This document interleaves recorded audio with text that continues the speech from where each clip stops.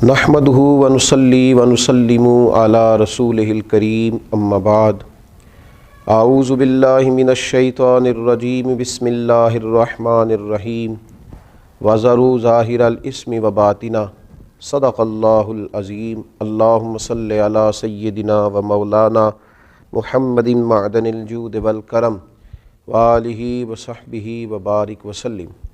حمد و صلاۃ کے بعد ماہ مقدس، ماہ نور، نور و سرور، ماہ رمضان المبارک میں ایک سلسلہ گفتگو روحانی مسائل اور ان کا حل۔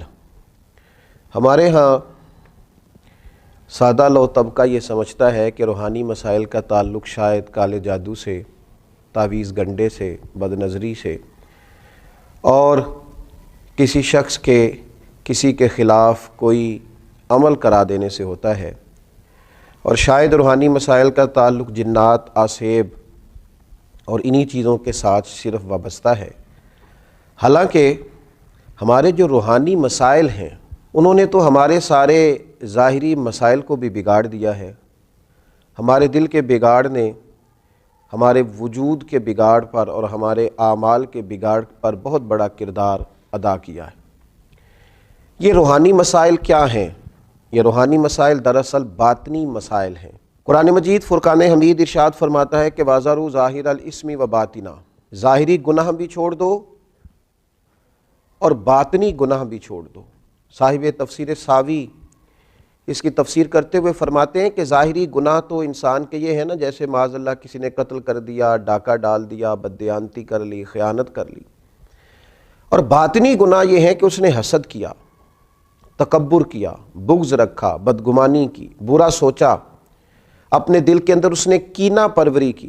یہ سب وہ باطنی گناہ ہیں جو انسان کے دل کو بگاڑ دیتے ہیں، اس کے باطن کو میلا کچیلا گدلا کر دیتے ہیں۔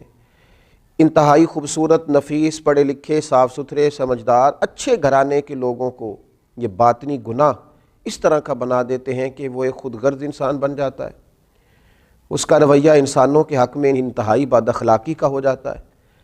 یہ جو باطنی گناہ ہیں، یہ جو باطن کے میل کچیل ہیں، حضرت سیدنا امام غزالی رحمۃ اللہ علیہ فرمایا کرتے تھے ظاہری اعمال کا باطنی اوصاف کے ساتھ خاص تعلق ہے۔ فرماتے ہیں اگر باطن خراب ہو جائے تو ظاہری اعمال بھی خراب ہو جاتے ہیں، اور اگر باطن اجلا ہو، خوبصورت ہو، صاف ستھرا ہو، عاجزی والا ہو، انکساری والا ہو، خیر خواہی والا ہو، اللہ کے بندوں کی محبت والا ہو، اچھی سوچ والا ہو، اس کے اندر یہ ساری خوبصورتیاں موجود ہوں تو پھر انسان کا باطن بھی سنور جاتا ہے۔ ہمارے دلوں کے اندر بعض ایسی چیزیں ہوتی ہیں جو ہمارے لیے انتہائی خطرناک ہوتی ہیں۔ حسد کا سادہ معنی جو ہمارے ہاں کیا جاتا ہے وہ جلنا ہے۔ تو مجھے بتائیے جو آدمی جل رہا ہوگا وہ سکون کیسے پائے گا؟ بغض کا معنی دل پر کسی کے لیے بوجھ رکھنا بھی کیا جاتا ہے۔ تو جب اپنے دل میں کسی کے لیے بوجھ رکھا جائے گا، تکلیف محسوس کی جائے گی، تو کیا انسان قرار پائے گا؟ تکبر کا معنی یہ ہے کہ آپ نے اپنے آپ کو بڑا جانا، کسی کو چھوٹا اور حقیر سمجھا، تو جب ہر وقت آپ اپنی بڑائی ہی کے چکر میں پڑے رہیں گے تو کیا دل کو قرار آئے گا؟ تو یہ وہ باطنی اور روحانی مسائل ہیں جو سامنے والے کا تو شاید کچھ نہیں بگاڑتے، لیکن اپنے آپ کو وہ تکلیف میں، اذیت میں، پریشانی میں مبتلا کر دیتے۔ تو ان روحانی مسائل کی معرفت رکھنا، ان کا خیال رکھنا، نبی اکرم نور مجسم صلی اللہ تعالیٰ علیہ وسلم نے فرمایا تمہارے وجود میں گوشت کا ایک لوتھڑا ہے، اگر وہ ٹھیک ہو گیا تو سارا جسم ٹھیک ہو گیا، اگر وہ بگڑ گیا تو ہر چیز ہی بگاڑ دے گا، بگڑ گئی ساری چیزیں۔ یا رسول اللہ صلی اللہ تعالیٰ علیہ وسلم وہ کون سا لوتھڑا ہے؟ تو فرمایا وہ تمہارا دل ہے۔ اگر تمہارے دل کے اوپر میل کچیل ہو، بغض ہو، عداوت ہو، کینہ ہو، حسد ہو، تکبر ہو، بدگمانی ہو، تو وہ سارے جسم کو بگاڑ دے گا، تمہیں شدید تکلیف میں مبتلا کر دے گا۔ لیکن اگر دل صاف ہو، اگر دل میں عجز ہو، اگر دل میں محبت ہو، اگر دل میں خلوص ہو، دل میں للہیت ہو، اگر دل کے اندر کسی کے لیے درد ہو، خیر خواہی ہو، تو پھر یہ دل باقی اعمال کو بھی سنوار دے گا۔ اسی لیے امام غزالی رحمۃ اللہ علیہ فرمایا کرتے تھے کہ دل ایک تنے کی طرح ہے، درخت کا جو تنا ہوتا ہے اس کی مانند دل ہے۔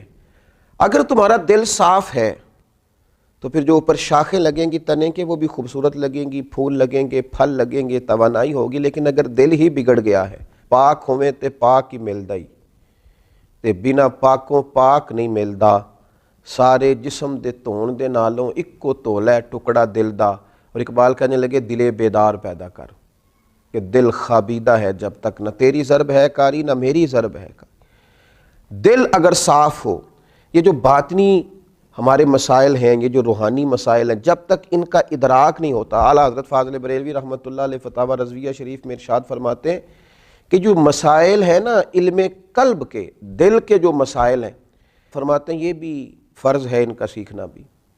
کون سے مسائل؟ فرماتے ہیں جیسے تواضع سیکھنا، جیسے توکل سیکھنا، جیسے اخلاص سیکھنا، اس طرح باقی مسائل سیکھنا فرض ہے، یہ بھی سیکھنا فرض ہے۔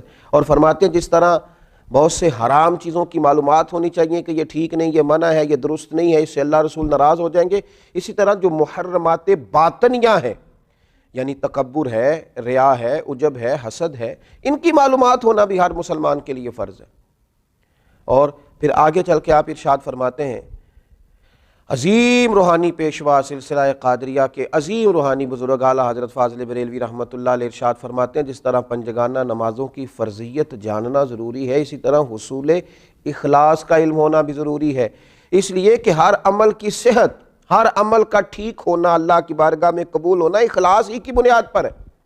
اگر اخلاص کی معلومات ہی نہ ہوں گی تو یہ وہ روحانی مسئلہ ہے، یہ وہ روحانی مسئلہ ہے جو تمام اعمال کو ضائع کر دے گا، اکارت ہو جائے گی کی ہوئی ہر ایک نیکی۔ پھر آپ ارشاد فرماتے ہیں جس طرح حلال و حرام کا علم ہونا ضروری ہے، اسی طرح ریاکاری کا پتہ ہونا بھی ضروری ہے۔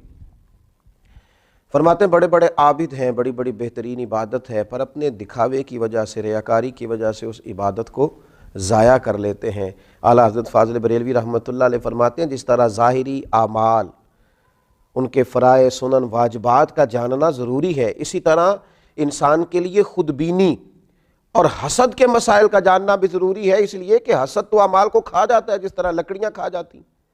یہ جو روحانی مسائل ہیں، یہ جو اندر پنپ رہے ہوتے ہیں، اور امام غزالی رحمۃ اللہ علیہ فرماتے ہیں اس میں تخصیص نہیں کہ یہ تکبر، حسد، بغض، عداوت صرف جہلاء میں ہوتا ہے، کہتے ہیں یہ پڑھے لکھے لوگوں میں بھی ہوتا ہے۔ اس میں تخصیص نہیں کہ یہ صرف غریبوں میں ہوتا ہے، یہ امیروں میں بھی ہوتا ہے، یہ صرف نادانوں میں نہیں ہوتا، سمجھدار لوگوں میں بھی ہوتا ہے۔ ان اعمال کا جاننا، ان کا حساب کرنا، یہ بڑا روحانی موسم ہے رمضان المبارک کا۔ اس مقدس موسم کے اندر جہاں ہم اپنے ظاہری اعمال پر توجہ دیں گے، جس طرح ہم اپنے نماز کو ٹھیک کریں گے، وضو کو ٹھیک کریں گے، جس طرح زکوٰۃ ادا کی جائے گی، اسی طرح روزہ ایک باطنی عمل ہے جو اللہ اور بندے کے درمیان راز ہے۔ تو روزے کے باطنی عمل کے ساتھ ساتھ ہم اپنے باقی اعمال پر بھی توجہ کریں کہ ہمارا دل کہیں حسد کا شکار تو نہیں، بغض کا شکار تو نہیں، عداوت کا شکار تو نہیں، بدگمانی کا شکار تو نہیں، عجب کا شکار تو نہیں۔ اگر دل کے اندر یہ ساری بیماریاں ہوں گی تو یاد رکھیے گا سارے اعمال کے باوجود، ساری نیکیوں کے باوجود انسان نہ قرار پا سکے گا، نہ وہ نیکیاں اللہ کے حضور قبول ہوں گی، نہ اسے کوئی فائدہ ہوگا۔ اپنے ان روحانی مسائل کے حل کے لیے سب سے پہلے کوشش کی جائے اپنے باطن سے ان قدورتوں کو، ان بیماریوں کو، ان چیزوں کو سب سے پہلے نکالا جائے۔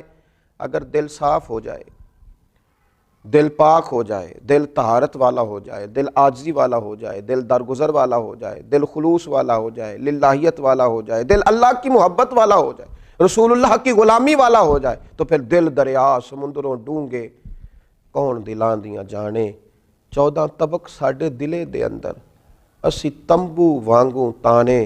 اور پھر تو کیفیت یہ ہو جاتی ہے کہ ہم نے دل میں سجا رکھی ہے تصویر یار۔ جب یہ ساری بیماریاں نکل گئیں، اب ہم نے دل میں سجا رکھی ہے تصویر یار، بس ذرا گردن جھکائی، دیکھ لی۔ اللہ تعالی ہمیں ان روحانی مسائل سے نجات عطا کرے اور ان بیماریوں سے شفا عطا کرے۔ آخر دعوانا الحمدللہ رب